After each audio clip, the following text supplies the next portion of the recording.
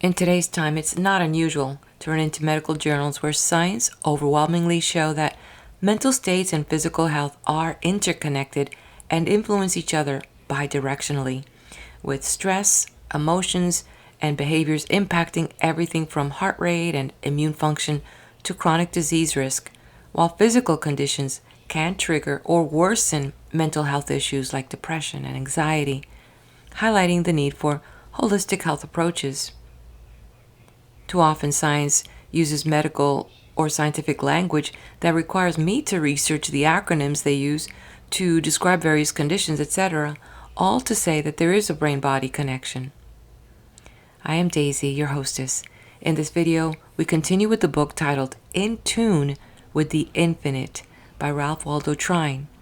We are in the second video of a 5-part video series, so if you found me at this video, welcome. And make sure to visit my playlist to access previous videos. And to my family, friends, and subscribers, welcome back. I hope you enjoy this book, and I do look forward to your comments with any of your takeaways. This next section, the author called Fullness of Life, Bodily Health, and Vigor, where he asserts that true health and vitality stem from aligning one's thoughts, feelings, and beliefs with the divine life force that animates the universe. This content, while published in 1910, demonstrates how one concept that may be a general observation by consensus, and then it passes into the field of science where another group of people try to demonstrate empirically why these concepts appear to be so.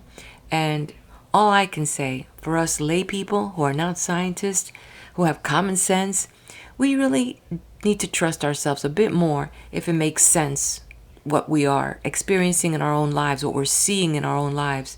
And we need to keep evolving and exploring on those truths that are observable and revealed to each one of us. It may take science a century or two to explain what your gut already knows. In this chapter, the author encourages readers to cultivate mental states of vitality and confidence, recognizing that the mind plays a crucial role in maintaining and restoring health. And to achieve this, it is important to see health as a manifestation of one's spiritual condition, achieved by that process of nurturing one's body through thought, faith, and a consciousness of divine vitality. And to be clear on the thought, it's not just any ordinary thought, but it is thoughts that are positive, that are elevating. You can say from probably your own experience that when you have down thoughts, sad thoughts, your whole energy field, your own body is not in that same state as when you're thinking happy thoughts, and that, those other thoughts that are elevating. And so that alone, just by your own observation, you can come to conclude, like I have, that there is a grain of truth to that. In previous videos, I've shared my own testimonials about some of my own personal experiences where I was struggling with some health issues that could have been devastating.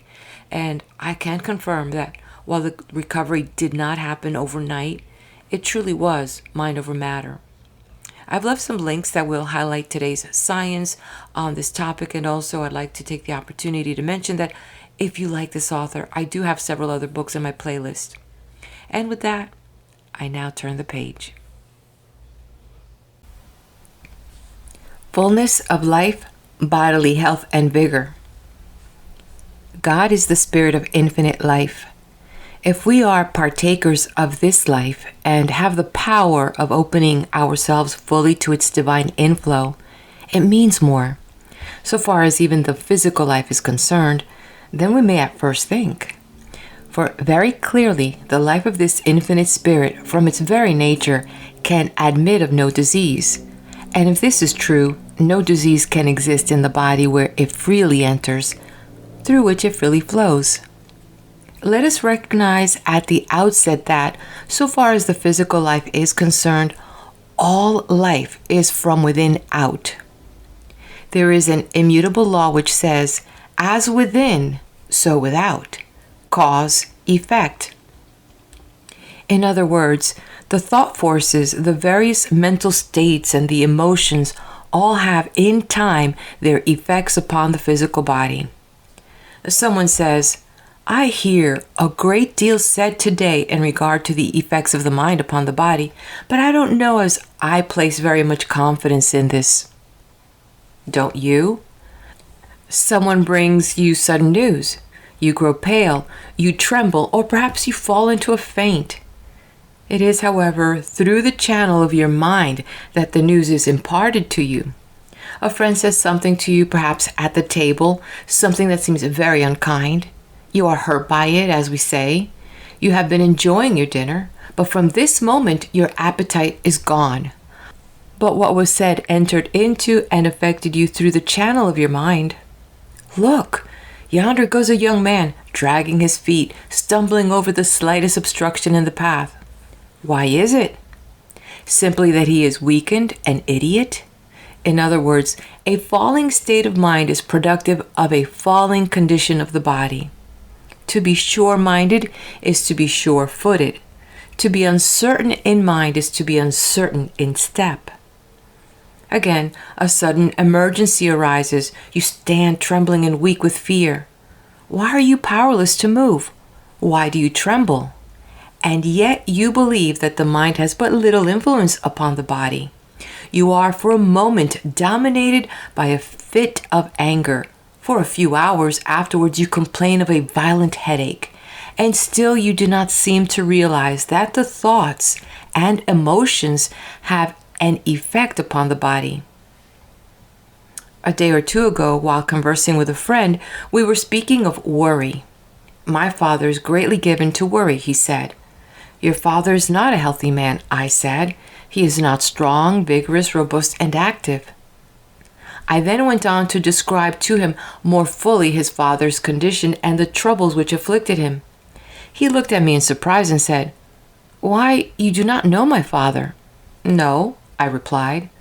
How then can you describe so accurately the disease with which he is afflicted? You have just told me that your father is generally given to worry.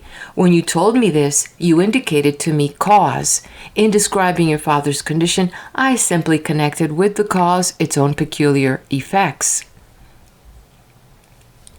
Fear and worry have the effect of closing up the channels of the body, so that the life forces flow in a slow and sluggish manner.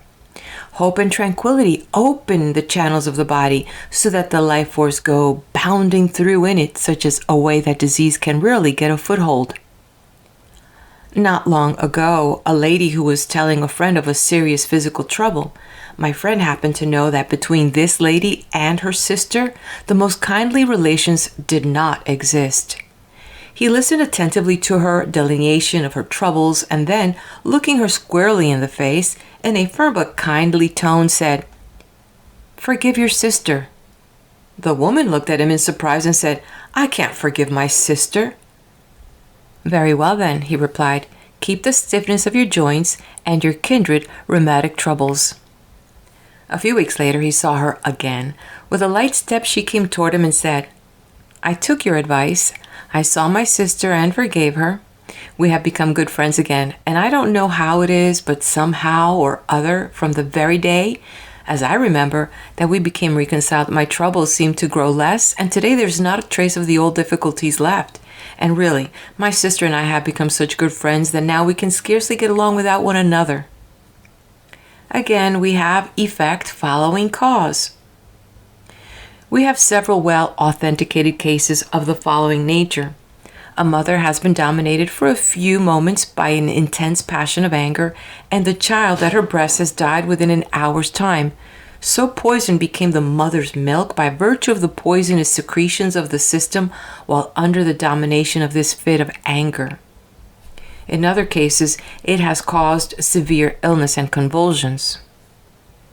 The following experiment has been tried a number of times by a well-known scientist. Several men have been put into a heated room. Each man has been dominated for a moment by a particular passion of some kind. One by an intense passion of anger, and others by different other passions. The experimenter has taken a drop of perspiration from the body of each of these men, and by means of a careful chemical analysis, he has been able to determine the particular passion by which each has been dominated. Practically the same results reveal themselves in the chemical analysis of the saliva of each of the men. Says a noted American author, an able graduate of one of our greatest medical schools, and one who has studied deeply into the forces that build the body and the forces that tear it down. The mind is the natural protector of the body. Every thought tends to reproduce itself, and ghastly mental pictures of disease, sensuality, and vice of all sorts produce scrofula and leprosy in the soul, which reproduces them in the body. Anger changes the chemical properties of the saliva to a poison dangerous to life. It is well known that sudden and violent emotions have not only weakened the heart in a few hours, but have caused death and insanity. It has been discovered by scientists that there is a chemical difference between that sudden cold exudation of a person under a deep sense of guilt and the ordinary perspiration. And the state of the mind can sometimes be determined by chemical analysis of the perspiration of a criminal, which, when brought into contact with selenic acid, produces a distinctive pink color. It is well known that fear has killed thousands of victims, while on the other hand, courage is a great invigorator. Anger in the mother may poison a nursing child. Rari, the celebrated horse tamer, said that an angry word would sometimes raise the pulse of a horse 10 beats in a minute. If this is true of a beast, what can we say of its power upon human beings, especially upon a child? Strong mental emotion often causes vomiting. Extreme anger or fright may produce jaundice. A violent paroxysm of rage has caused epilepsy and death. Indeed, in more than one instance, a single night of mental agony has wrecked a life. Grief, long-standing jealousy, constant care, and corroding anxiety sometimes tend to develop insanity. Sick thoughts and discordant moods are the natural atmosphere of disease, and crime is engendered and thrives in the miasma of the mind. From all this, we get the great fact we are scientifically demonstrating today that the various mental states, emotions, and passions have their various peculiar effects upon the body, and each induces in turn, if indulged in to any great extent, its own peculiar forms of disease, and these in time become chronic. Just a word or two in regard to their mode of operation. If a person is dominated by a moment by, say, a passion of anger, there is set up in the physical organism what we might justly term a bodily thunderstorm, which has the effect of souring or rather of corroding the normal, healthy, and life-giving secretions of the body, so that instead of performing their natural functions, they become poisonous and destructive. And if this goes on to any great extent, by virtue of their cumulative influences, they give rise to a particular form of disease, which in turn becomes chronic. So the emotion opposite to this, that of kindliness, love, benevolence, goodwill, tends to stimulate a healthy, purifying, and life-giving flow of all the bodily secretions. All the channels of the body seem free and open. The life forces go bounding through them, and these very forces set into a bounding activity will in time counteract the poisonous and disease-giving effects of their opposites. A physician goes to see a patient. He gives no medicine this morning, yet the very fact of his going makes the patient better. He has carried with him the spirit of health. He has carried brightness of tone and disposition. He has carried hope into the sick chamber. He has left it there. In fact, the very hope and good cheer he has carried with him has taken hold of and has had a subtle but powerful influence upon the mind of the patient. And this mental condition imparted by the physician has in turn its effects upon the patient's body, and so through the instrumentality of his mental suggestion, the healing goes on. Know then, whatever cheerful and serene supports the mind, supports the body too. Hence, the most vital movement mortals feel is hope, the balm and lifeblood of the soul. We sometimes hear a person in weak health say to another, I always feel better when you come. There is a deep scientific reason underlying the statement. The tongue of the wise is health. The power of suggestion, so far as the human mind is concerned, is a most wonderful and interesting field of study. Most wonderful and powerful forces can be set into operation through this agency. One of the world's most noted scientists, recognized everywhere as one of the most eminent anatomists living, tells us that he has proven from laboratory experiments that the entire human structure can be completely changed, made over, within a period of less than 1 year, and that some portions can be entirely remade within a period of a very few weeks. Do you mean to say, I hear it asked, that the body can be changed from a diseased to a healthy condition through the operation of interior forces? Most certainly, and more. This is the natural method of cure. The method that has as its work the application of drugs, medicines, and external agencies is the artificial method. The only thing that any drug or any medicine can do is to remove obstructions, that the life forces may have simply a better chance to do their work. The real healing process must be performed by the operation of the life forces within. A surgeon and physician of worldwide fame recently made to his medical associates the following declaration. For generations past, the most important influence that plays upon nutrition, the life principle itself, has remained an unconsidered element in the medical profession, and the almost exclusive drift of its studies and remedial paraphernalia has been confined to the action of matter over mind.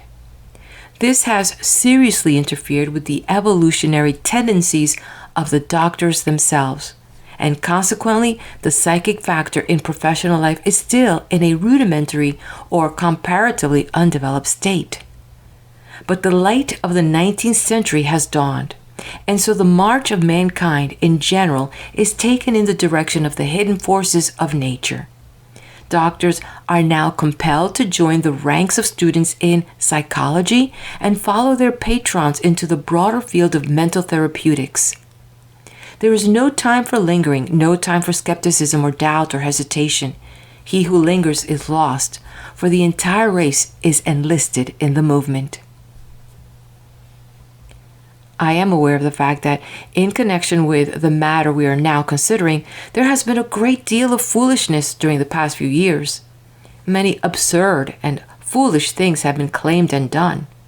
But this says nothing against, and it has absolutely nothing to do with the great underlying laws themselves.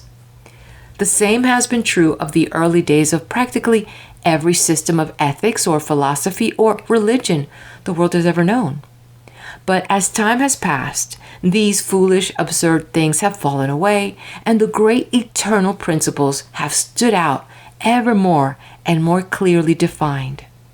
I know personally of many cases where an entire and permanent cure has been effected, in some within a remarkable short period of time, through the operation of these forces. Some of them are cases that had been entirely given up by the regular practice materia medica.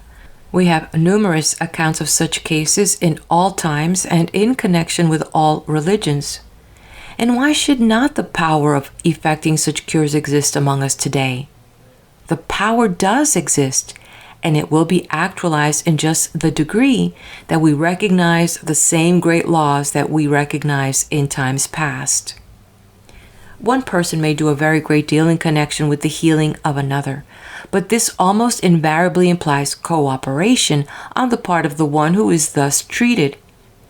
In the cures that Christ performed, he most always needed the cooperation of the one who appealed to him. His question almost invariably was, "Does thou believe?" He thus stimulated into activity the life-giving forces within the one cured. If one is in a very weak condition, or if his nervous system is exhausted, or if his mind, through the influence of the disease, is not so strong in its workings, it may be well for him, for a time, to seek the aid and cooperation of another. But it would be far better for such a one could bring himself to a vital realization of the omnipotence of his own interior powers. One may cure another, but to be permanently healed, one must do it himself. In this way, another may be most valuable as a teacher by bringing one to a clear realization of the power of the forces within. But in every case, in order to have a permanent cure, the work of the self is necessary. Christ's words were almost invariably, "Go and sin no more," or "Thy sins are forgiven thee," thus pointing out the one eternal and never-changing fact that all disease and its consequent suffering is the direct or the indirect result of the violation of law, either consciously or unconsciously, either intentionally or unintentionally. Suffering is designed to continue only so long as sin continues. Sin not necessarily in theological, but always in the philosophical sense, though many times in the sense of both. The moment the violation ceases, the moment one comes into perfect harmony with the law, the cause of the suffering ceases. And though there may be residing within the cumulative effect of past violation, the cause is removed, and consequently there can be no more effects in the form of additions, and even the diseased condition that has been induced from past violation will begin to disappear as soon as the right forces are set into activity. There is nothing that will more quickly and more completely bring one into harmony with the laws under which he lives than this vital realization of his oneness with the infinite spirit, which is the life of all life.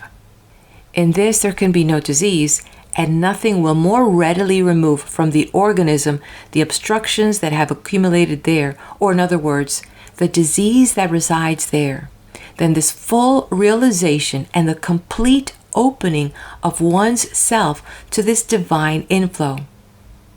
"I shall put my spirit in you, and ye shall live." The moment a person realizes his oneness with the infinite spirit, he recognizes himself as a spiritual being and no longer as a mere physical material being.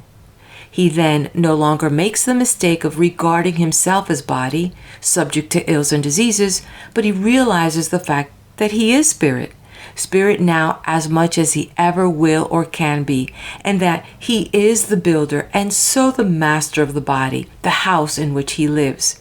And the moment he thus recognizes his power as master, he ceases in any way to allow it the mastery over him. He no longer fears the elements or any of the forces that he now, in his ignorance, allows to take hold of and affect the body. The moment he realizes his own supremacy, instead of fearing them as he did when he was out of harmony with them, he learns to love them. He thus comes into harmony with them, or rather, he so orders them that they come into harmony with him. He who formerly was the slave has now become the master. The moment we come to love a thing, it no longer carries harm for us. There are almost countless numbers today, weak and suffering in body, who would become strong and healthy if they would only give God an opportunity to do his work. To such I would say, don't shut out the divine inflow. Do anything else rather than this. Open yourselves to it. Invite it. In the degree that you open yourselves to it, its inflowing tide will course through your bodies, a force so vital that the old obstructions that are dominating them today will be driven out before it. My words are life to them that find them, and health to all their flesh. There is a trough through which a stream of muddy water has been flowing for many days. The dirt has gradually collected on its sides and bottom, and it continues to collect as long as the muddy water flows through it. Change this. Open the trough to a swift-flowing stream of clear, crystal water, and in a very little while, even the very dirt that has collected on its sides and bottom will be carried away. The trough will be entirely cleansed. It will present an aspect of beauty and no longer an aspect of ugliness. And more, the water that now courses through it will be of value. It will be an agent of refreshment, of health, and of strength to those who use it. Yes, in just the degree that you realize your oneness with this infinite spirit of life, and thus actualize your latent possibilities and powers, you will exchange dis-ease for ease, inharmony for harmony, suffering and pain for abounding health and strength. And in the degree that you realize this wholeness, this abounding health and strength in yourself, will you carry it to all with whom you come in contact. For we must remember that health is contagious as well as disease. I hear it asked, what can be said in a concrete way in regard to the practical application of these truths so that one can hold himself in the enjoyment of perfect bodily health, and more, that one may heal himself of an existing disease? In reply, let it be said that the chief thing that can be done is to point out the great underlying principle, and that each individual must make his own application. One person cannot well make this for another. First, let it be said that the very fact of one's holding the thought of perfect health sets into operation vital forces which will in time be more or less productive of the effect, perfect health. Then, speaking more directly in regard to the great principle itself, from its very nature, it is clear that more can be accomplished through the progress of realization than through the process of affirmation, though for some affirmation may be a help and aid to realization. In the degree, however, that you come into a vital realization of your oneness with the infinite spirit of life, whence all life in individual form has come and is continually coming, and in the degree that through this realization you open yourself to its divine inflow, do you set into operation forces that will sooner or later bring even the physical body into a state of abounding health and strength. For to realize that this infinite spirit of life can, from its very nature, admit of no disease, and to realize that this, then, is the life in you, by realizing your oneness with it, you can so open yourself to its more abundant entrance that the diseased bodily conditions, effects, will respond to the influences of its all-perfect power, this either quickly or more tardily, depending entirely upon yourself. There have been those who have been able to open themselves so fully to this realization that the healing has been instantaneous and permanent. The degree of intensity always eliminates in like degree the element of time. It must, however, be a calm, quiet, and expectant intensity rather than an intensity that is fearing, disturbed, and non-expectant. Then there are others who have come to this realization by degrees. Many will receive great help, and many will be entirely healed by a practice somewhat after the following nature. With a mind at peace, and with a heart going out in love to all, go into the quiet of your own interior self, holding the thought, I am one with the infinite spirit of life, the life of my life. I then, as spirit, I, a spiritual being, can, in my own real nature, admit of no disease. I now open my body, in which disease has gotten a foothold. I open it fully to the inflowing tide of this infinite life, and it now, even now, is pouring in and coursing through my body, and the healing process is going on. Realize this so fully that you begin to feel a quickening and a warming glow imparted by the life forces to the body. Believe the healing process is going on. Believe it and hold continually to it. Many people greatly desire a certain thing, but expect something else. They have greater faith in the power of evil than in the power of good, and hence remain ill. If one will give himself to this meditation, realization, treatment, or whatever term it may seem best to use at stated times, as often as he may choose, and then continually hold himself in the same attitude of mind, thus allowing the force to work continually, he will be surprised how rapidly the body will be exchanging conditions of disease and in harmony for health and harmony.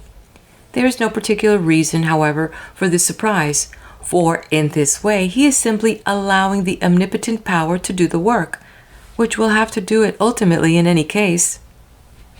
If there is a local difficulty and one wants to open this particular portion in addition to the entire body to this inflowing life, he can hold this particular portion in thought. For to fix the thought in this way upon any particular portion of the body stimulates or increases the flow of the life forces in that portion. It must always be borne in mind, however, that whatever healing may be thus accomplished, effects will not permanently cease until causes have been removed. In other words, as long as there is the violation of law, so long disease and suffering will result. This realization that we are considering will have an influence not only where there is a diseased condition of the body, but even where there is not this condition. It will give an increased bodily life, vigor, and power. We have had many cases in all times and in all countries of healing through the operation of the interior forces entirely independent of external agencies. Various have been the methods, or rather various have been the names applied to them, but the great law underlying is one and the same today. When the Master sent his followers forth, his injunction to them was to heal the sick and the afflicted, as well as to teach the people. The early church fathers had the power of healing. In short, it was a part of their work. And why should we not have the power today, the same as they had it then? Are the laws at all different? Identically the same. Why then? Simply because, with a few rare exceptions here and there, we are unable to get beyond the mere letter of the law into its real vital spirit and power. It is the letter that killeth. It is the spirit that giveth life and power. Every soul who becomes so individualized that he breaks through the mere letter and enters into the real vital spirit will have the power, as have all who have gone before, and when he does, he will also be the means of imparting it to others, for he will be one who will move and who will speak with authority. We are rapidly finding today, and we shall find even more and more as time passes, that practically all disease, with its consequent suffering, has its origin in perverted mental and emotional states and conditions. The mental attitude we take toward anything determines to a greater or less extent its effect upon us. If we fear it or if we antagonize it, the chances are that it will have detrimental or even disastrous effects upon us. If we come into harmony with it by quietly recognizing and inwardly asserting our superiority over it, in the degree that we are able successfully to do this, in that degree will it carry with it no injury for us.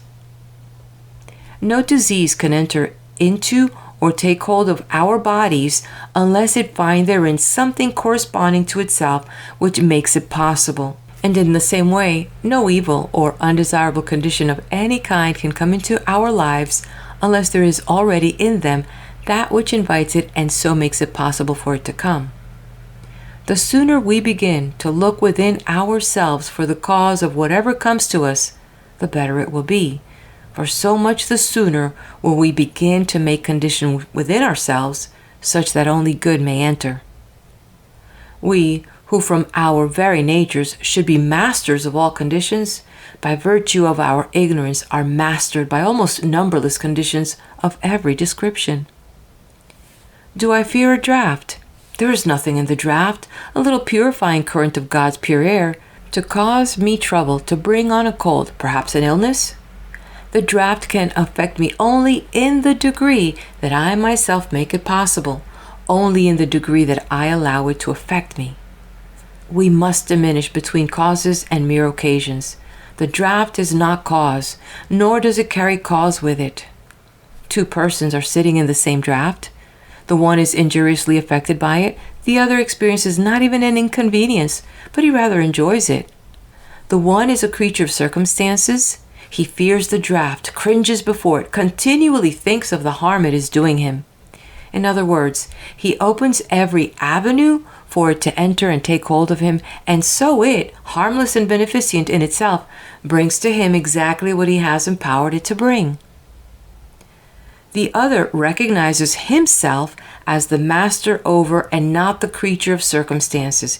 He is not concerned about the draft. He puts himself into harmony with it, makes himself positive to it, and instead of experiencing any discomfort, he enjoys it. And in addition to its doing him a service by bringing the pure, fresh air from without to him, it does him the additional services of hardening him even more to any future conditions of a like nature.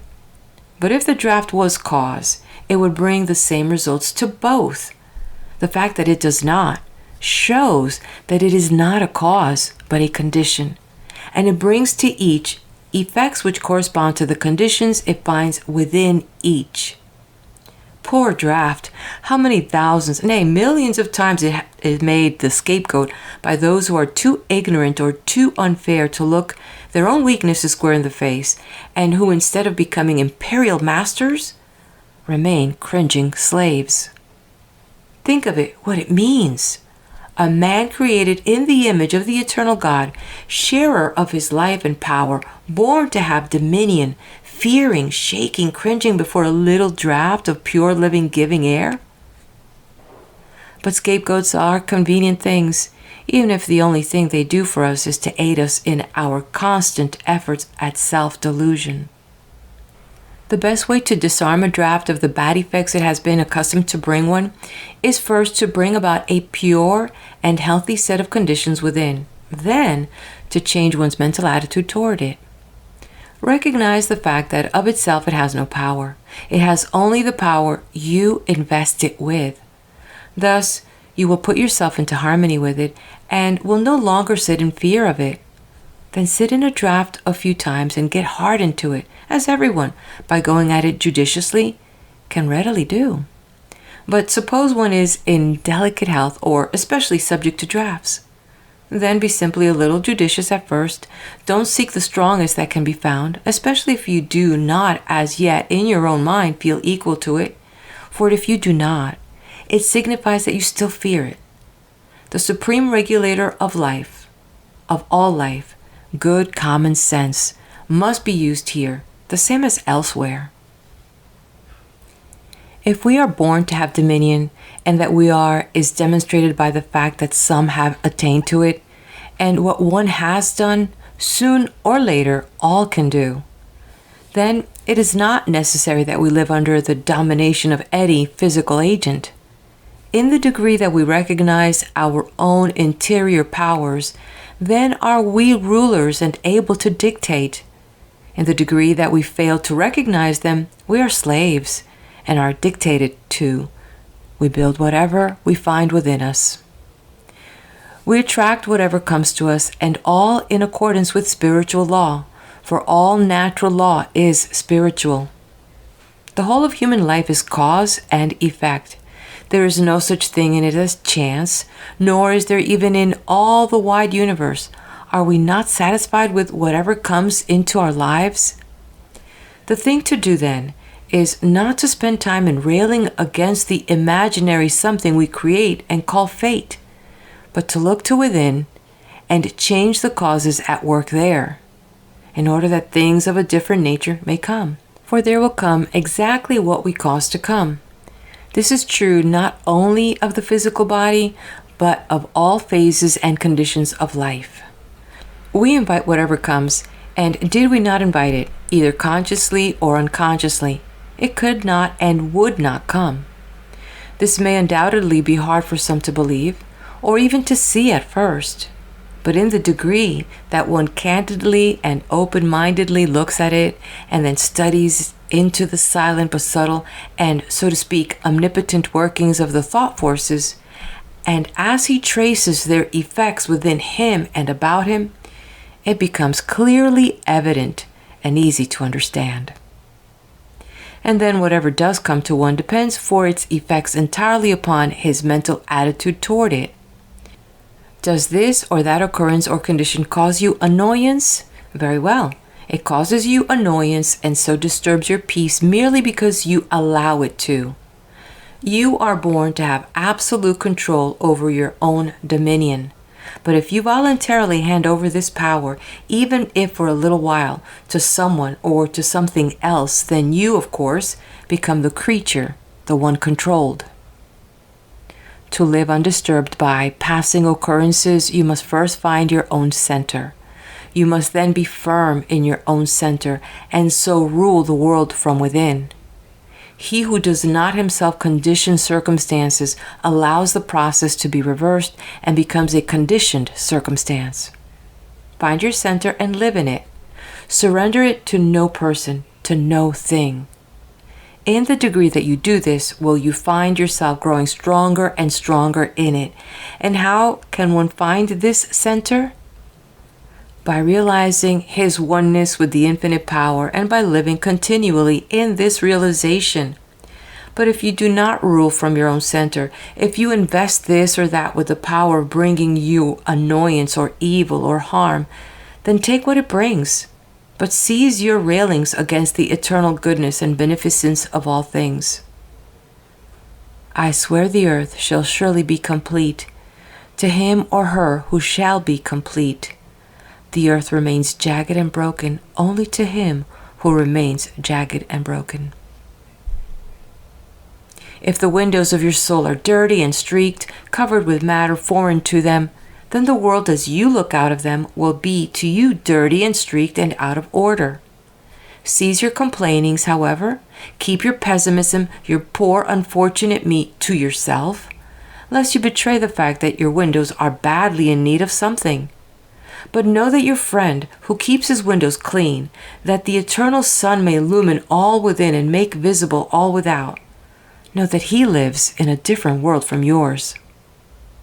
Then go wash your windows, and instead of longing for some other world, you will discover the wonderful beauties of this world. And if you don't find transcendent beauties on every hand here, the chances are that you will never find them anywhere. The poem hangs on the berry bush. When comes the poet's eye? And the whole street is a masquerade when Shakespeare passes by. This same Shakespeare, whose mere passing calls all his commotion, is the one who put into the mouth of one of his creations the words, "The fault, dear Brutus, is not in our stars, but in ourselves, that we are underlings." And the great work of his own life is right good evidence that he realized full well the truth of the facts we are considering. And again, he gave us a great truth in keeping with what we are considering when he said, "Our doubts are traitors and make us lose the good we oft might win by fearing to attempt." There is probably no agent that brings us more undesirable conditions than fear. We should live in fear of nothing, nor will we when we come fully to ourselves. An old French proverb runs, "Some of your griefs you have cured, and the sharpest you still have survived, but when torments of pain you endured from evils that never arrived." Fear and lack of faith go hand in hand. The one is born of the other. Tell me how much one is given to fear, and I will tell you how much he lacks in faith. Fear is a most expensive guest to entertain, the same as worry is. So expensive are they that not one can afford to entertain them. We invite what we fear, the same as, by a different attitude of mind, we invite and attract the influences and conditions we desire. The mind, dominated by fear, opens the door for the entrance of the very things, for the actualization of the very condition it fears. "Where are you going?" asked an Eastern pilgrim on meeting the plague one day. "I'm going to Baghdad to kill 5,000 people, was the reply. A few days later, the same pilgrim met the plague returning. "You told me you were going to Baghdad to kill 5,000 people, said he, "but instead you killed 50,000. "No," said the plague, "I killed only 5,000, as I told you I would. The others died of fright." Fear can paralyze every muscle in the body. fear affects the flow of the blood, likewise the normal and healthy action of all the life forces. Fear can make the body rigid, motionless, and powerless to move. Not only do we attract to ourselves the things we fear, but we also aid in attracting to others the conditions we in our own minds hold them in fear of. This we do in proportion to the strength of our own thought, and in the degree that they are sensitively organized and so influenced by our thought, and this although it be unconscious both on their part and ours. Children, and especially when very young, are generally speaking more sensitive to their surrounding influences than grown people are. Some are veritable little sensitive plates, registering the influences about them and embodying them as they grow. How careful in their prevailing mental states then should be those who have them in charge, and especially how careful should a mother be during the time she is carrying the child, and when every thought, every mental as well as emotional state has its direct influence upon the life of the unborn child. Let parents be careful how they hold a child, either younger or older, in the thought of fear. This is many times done, unwittingly on their part, through anxiety, and at times through what might well be termed overcare, which is fully as bad as undercare. I know a number of cases where a child has been so continually held in the thought of fear lest this or that condition come upon him, that the very things that were feared have been drawn to him, which probably otherwise never would have come at all. Many times there has been no adequate basis for the fear.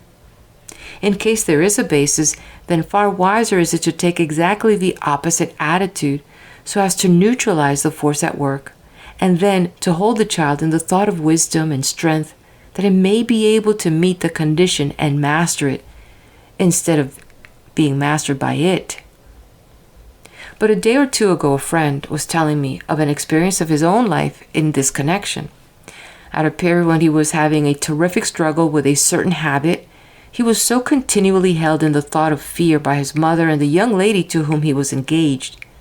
The engagement to be consummated at the end of a certain period, the time depending on his proving his mastery, that he, very sensitively organized, continually felt the depressing and weakening effects of their negative thoughts. He could always tell exactly how they felt toward him. He was continually influenced and weakened by their fear, by their questionings, by their suspicions, all of which had the effect of lessening the sense of his own power, all of which had an endeavor paralyzing influence upon him. And so instead of their begetting courage and strength in him, they brought him to a still greater realization of his own weakness and the almost worthless use of a struggle. Here were two who loved him dearly, and who would have done anything and everything to help him gain the mastery, but who, ignorant of the silent, subtle, ever-working and all-telling power of the thought forces, instead of imparting to him courage, instead of adding to his strength, disarmed him of this, and then added an additional weakness from without. In this way, the battle for him was made harder in a threefold degree. Fear and worry and all kindred mental states are too expensive for any person, man, woman, or child to entertain or indulge in. Fear paralyzes healthy action. Worry corrodes and pulls down the organism and will finally tear it to pieces.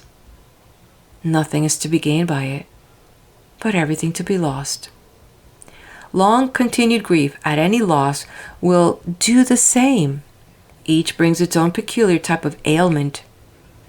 An inordinate love of gain, a close-fisted, hoarding disposition will have kindred effects. Anger, jealousy, malice, continual fault-finding, lust has each its own peculiar corroding, weakening, tearing down effects. We shall find that not only are happiness and prosperity concomitants of righteousness, living in harmony with the higher laws, but bodily health as well. The great Hebrew seer enunciated a wonderful chemistry of life when he said, "As righteousness tendeth to life, so he that pursueth evil pursueth it to his own death." On the other hand, in the way of righteousness is life, and in the pathway thereof there is no death. The time will come when it will be seen that this means far more than most people dare even to think as yet. It rests with man to say whether his soul should be housed in a stately mansion of ever-growing splendor and beauty, or in a hovel of his own building, a hovel of last ruined and abandoned to decay.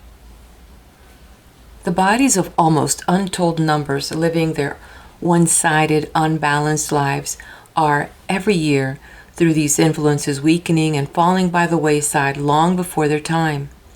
Poor, poor houses, intended to be beautiful temples, brought to desolation by their ignorant, reckless, deluded tenants. Poor houses. A close observer, a careful student of the power of the thought forces, will soon be able to read in the voice, in the movements, in the features, the effects registered by the prevailing mental states and conditions.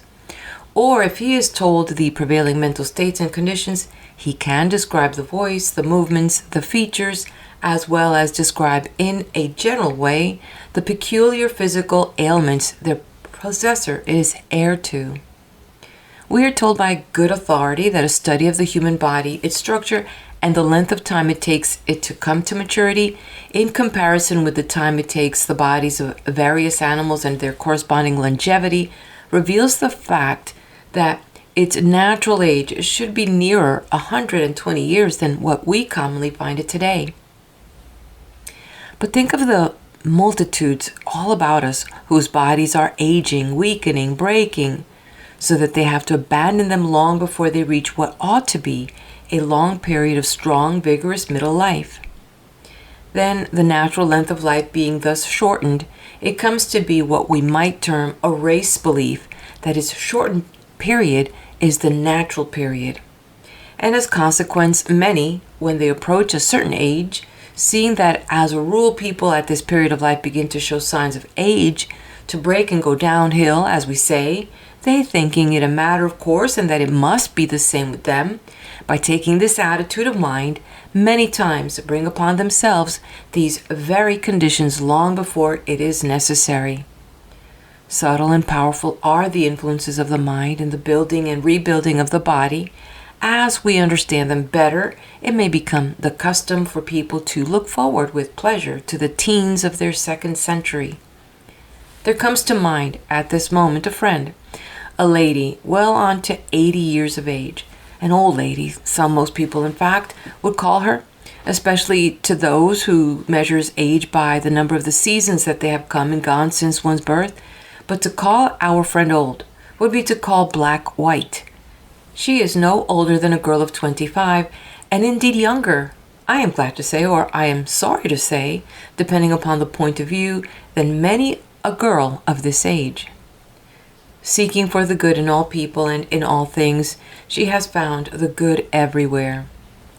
The brightness of disposition and of voice that is hers today, that attracts all people to her and that makes her so beautifully attractive to all people, has characterized her all through life.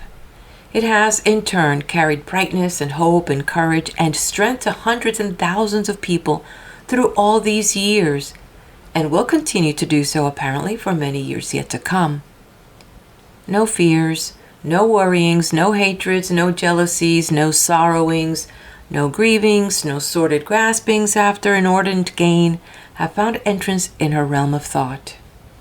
As a consequence, her mind, free from these abnormal states and conditions, has not externalized in her body the various physical ailments that the great majority of people are lugging about with them, thinking in their ignorance that they are natural and that it is all in accordance with the eternal order of things that they should have them.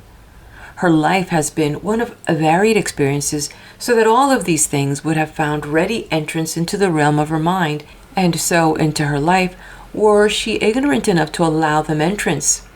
On the contrary, she has been wise enough to recognize the fact that in one kingdom at least she is ruler, the kingdom of her mind, and that it is hers to dictate as to what shall and what shall not enter there. She knows, moreover, that in determining this, she is determining all the conditions of her life. It is indeed a pleasure as well as an inspiration to see her as she goes here and there, to see her sunny disposition, her youthful step, to hear her joyous laughter. Indeed and in truth, Shakespeare knew whereof he spoke when he said, "It is the mind that makes the body rich." With great pleasure I watched her but recently as she was walking along the street, stopping to have a word, and so a part in the lives of a group of children at play by the wayside, hastening her step a little to have a word with a washerwoman toting her bundle of clothes, stopping for a word with a laboring man returning with dinner pail in hand from his work, returning the recognition from the lady in her carriage, and so imparting some of her own rich life to all with whom she came in contact. And as good fortune would have it, while still watching her, an old lady passed her, really old, this one, though at least 10 or 15 years younger, so far as the count by seasons is concerned. Nevertheless, she was bent in form and apparently stiff in joint and muscle. Silent in mood, she wore a countenance of long-faced sadness, which was intensified surely several-fold by a black sombre headgear with an immense heavy veil, still more sombre-looking if possible. Her entire dress was of this description. By this relic of barbarism garb, combined with her own mood and expression, she continually proclaimed to the world two things: her own personal sorrows and woes, which by this very method she kept continually fresh in mind, and also her lack of faith in the eternal goodness of things, her lack of faith in the love and eternal goodness of Infinite Father. Wrapped only in the thoughts of her own ailments and sorrows and woes, she received and she gave nothing of joy, nothing of hope, nothing of courage, nothing of value to those whom she passed or with whom she came in contact. But on the contrary, she suggested to all and helped to intensify in many those mental states all too prevalent in our own common human life. And as she passed our friend, one could notice a slight turn of the head, which, coupled with the expression in her face, seemed to indicate this as her thought: "Your dress and your conduct are not wholly in keeping with a lady of your years." Thank God, then, thank God they are not. And may He in His great goodness and love send us innumerable company of the same rare type. And may they live 1,000 years to bless mankind, to impart the life-giving influences of their own royal lives to the numerous ones all about us who stand so much in need of them. Would you remain always young? And would you carry all the joyous and buoyancy of youth into your maturer years? Then have care concerning but one thing: how to live in your thought world. This will determine all. It was the inspired one, Gautama the Buddha, who said, "The mind is everything. What you think you become." And the same thing had Ruskin in mind when he said, "Make yourself nest of pleasant thoughts." None of us yet know, for none of us have been taught in early youth what fairy palaces we may build of beautiful thought, proof against all adversity. And would you have in your body all the elasticity, all the strength, all the beauty of your younger years? Then live these in your mind, making no room for unclean thought, and you will externalize them in your body. In the degree that you keep young in thought, will you remain young in body. And you will find that your body will in turn aid your mind. For body helps mind the same as mind builds body. You are continually building, and so externalizing in your body conditions most akin to the thoughts and emotions you entertain. And not only are you so building from within, but you are also continually drawing from without forces of a kindred nature. Your particular kind of thought connects you with a similar order of thought from without. If it is bright, hopeful, cheerful, you connect yourself with a current of thought of this nature. If it is sad, fearing, despondent, then this is the order of thought you connect yourself with. If the latter is the order of your thought, then perhaps unconsciously and by degrees you have been connecting yourself with it. You need to go back and pick up again a part of your child nature with its careless and cheerful type of thought. The minds of the group of children at play are unconsciously concentrated in drawing to their bodies a current of playful thought. Place a child by itself, deprive it of its companions, and soon it will mope and become slow of movement. It is cut off from the peculiar thought current and is literally out of its element. You need to bring again this current of playful thought to you which has gradually been turned off. You are too serious or sad or absorbed in the serious affairs of life. You can be playful and cheerful without being puerile or silly. You can carry on business all the better for being in the playful mood when your mind is off your business. There is nothing but ill resulting from the permanent mood of sadness and seriousness. The mood which by many so long maintained makes it actually difficult for them to smile at all. At 18 or 20, you commenced growing out of the more playful tendency of early youth. You took hold of the more serious side of life. You went into some business, you became more or less involved in its cares, perplexities, and responsibilities. Or, as man or woman, you entered on some phase of life involving care or trouble. Or you became absorbed in some game of business which, as you followed it, left no time for play. Then, as you associated with older people, you absorbed their old ideas, their mechanical methods of thinking, their acceptance of errors without question or thought of question. In all this, you opened your mind into a heavy, care-laden current of thought. Into this you glided unconsciously. That thought is materialized in your blood and flesh. The scene of your body is a deposit or crystallization of the unseen element ever flowing to your body from your mind. Years pass on and you find that your movements are stiff and cumbrous, that you can with difficulty climb a tree as of 14. Your mind has all this time been sending to your body these heavy, inelastic elements, making your body what now it is. Your change for the better must be gradual and can only be accomplished by bringing the thought current of an all-round symmetrical strength to bear on it, by demanding of the supreme power to be led in the best way, by diverting your mind from the many unhealthy thoughts which habitually have been flowing into it without your knowing it, to healthier ones. Like the beast, the bodies of those of our race have in the past weakened and decayed. This will not always be. Increase of spiritual knowledge will show the cause of such decay, and will show also how to take advantage of a law or force to build us up, renew ever the body and give it greater and greater strength, instead of blindly using that law or force, or has been done in the past to weaken our bodies and finally destroy them. Full, rich, and abounding health is the normal and the natural condition of life. Anything else is an abnormal condition, and abnormal conditions, as a rule, come through perversions. God never created sickness, suffering, and disease. They are man's own creations.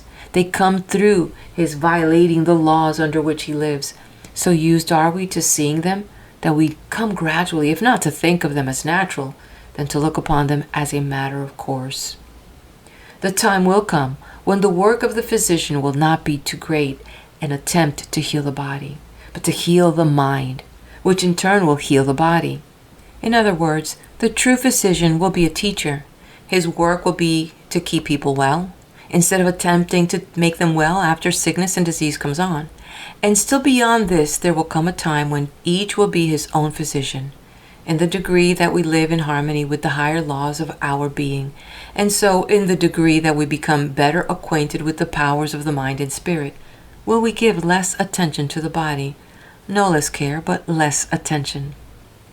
The bodies of thousands today would be much better cared for if their owners gave them less thought and attention. As a rule, those who think least of their bodies enjoy the best health. Many are kept in continual ill health by the abnormal thought and attention they give them. Give the body the nourishment, the exercise, the fresh air, the sunlight it requires, keep it clean, and then think of it as little as possible. In your thoughts and in your conversation, never dwell upon the negative side. Don't talk of sickness and disease. By talking of these, you do yourself harm and you do harm to those who listen to you. Talk of those things that will make people be better for listening to you. Thus, you will infect them with health and strength, and not with weakness and disease. To dwell upon the negative side is always destructive. This is true of the body the same as it is true of all other things. The following from one whose thorough training as a physician has been supplemented by extensive study and observations along the lines of the powers of the interior forces are of special significance and value in this connection. We can never gain health by contemplating disease any more than we can reach perfection by dwelling upon imperfection, or harmony through discord. We should keep a high ideal of health and harmony constantly before the mind. Never affirm or repeat about your health what you do not wish to be true. Do not dwell upon your ailments, nor study your symptoms. Never allow yourself to be convinced that you are not complete master of yourself. Stoutly affirm your superiority over bodily ills, and do not acknowledge yourself the slave of any inferior power. I would teach children early to build a strong barrier between themselves and disease by healthy habits of thought, high thinking, and purity of life. I would teach them to expel all thoughts of death, all images of disease, all discordant emotions like hatred, malice, revenge, envy, and sensuality, as they would banish a temptation to do evil. I would teach them that bad food, bad drink, or bad air makes bad blood, that bad blood makes bad tissue, and bad flesh bad morals. I would teach them that healthy thoughts are as essential to healthy bodies as pure thoughts to a clean life. I would teach them to cultivate a strong willpower and to embrace themselves against life's enemies in every possible way. I would teach the sick to have hope, confidence, cheer. Our thoughts and imaginations are the only real limits to our possibilities. No man's success or health will ever reach beyond his own confidence. As a rule, we erect our own barriers. Like produces like the universe through. Hatred, envy, malice, jealousy, and revenge all have children. Every bad thought breeds others, and each of these goes on, ever reproducing itself, until our world is peopled with their offspring. The true physician and parent of the future will not medicate the body with drugs so much as the mind with principles. The coming mother will teach her child to assuage the fever of anger, hatred, malice with the great panacea of the world, love. The coming physician will teach the people to cultivate cheerfulness, goodwill, and noble deeds for a health tonic as well as a heart tonic, and that a merry heart doeth good like a medicine. The health of your body, the same as the health and strength of your mind, depends upon what you relate yourself with. This infinite spirit of life, this source of all life, can, from its very nature, we have found, admit of no weakness, no disease. Come then into the full, conscious, vital realization of your oneness with this infinite life, upon yourself to its more abundant entrance, and full and ever renewing. Bodily health and strength will be yours. Any good may ever conquer ill. Health walk where pain has trod. As a man thinketh, so is he. Rise then and think with God. The whole matter may be summed up in the one sentence: God is well and so are you. You must awaken to the knowledge of your real being. When this awakening comes, you will have and you will see that you have the power to determine what conditions are externalized in your body. You must realize yourself as one with infinite spirit. God's will is then your will. Your will is God's will, and with God all things are possible. When we are able to do away with all sense of separateness by living continually in the realization of this oneness, not only will our bodily ills and weaknesses vanish, but all limitations along all lines. Then delight thyself in the Lord, and he shall give thee the desires of thine heart. Then you will feel like crying all day long, the lines are fallen unto me in pleasant places. Yeah, I have a goodly heritage. Drop out of your mind belief in good things and good events coming to you in the future. Come now into the real life and coming appropriate and actualize them now. Remember that only the best is good enough for one with a heritage so royal as yours. We buy ashes for bread. We buy diluted wine. Give me the true, whose ample leaves and tendrils curled among the silver hills of heaven draw everlasting dew. End of chapter. Meet me at the next video where we're going to learn about the secret power and effects of love. Please do hit like, share, and subscribe.